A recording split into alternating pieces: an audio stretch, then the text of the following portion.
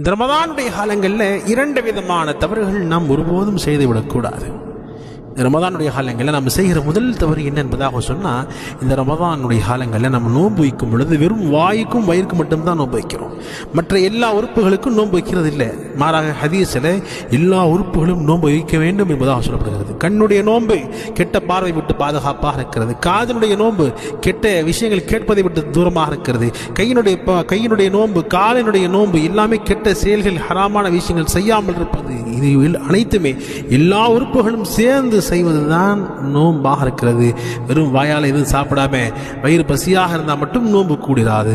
உறுப்புகள் எல்லாமே நோன்பு வைக்க வேண்டும். எல்லா விதமான ஹராமான விஷயத்தை விட்டும் கெட்ட விஷயத்தை விட்டும் பாதுகாப்பு இருந்தால் தான் அந்த நோன்புக்கு உண்டான முழுமையான. இரண்டாவதாக, இந்த ரமதானில் நம்ம செய்யக்கூடாத ஒரு தவறு, அதிகமாக தூங்கக்கூடாது. நோன்பு வைத்துக்கொண்டு அதிகமாக இபாதத் செய்யணும், குர்ஆன் ஓதணும், சில வாத்துகள் ஓதணும், திக்ர் செய்ய வேண்டும். மாறாக அதிகமாக தூங்கிவிடக்கூடாது.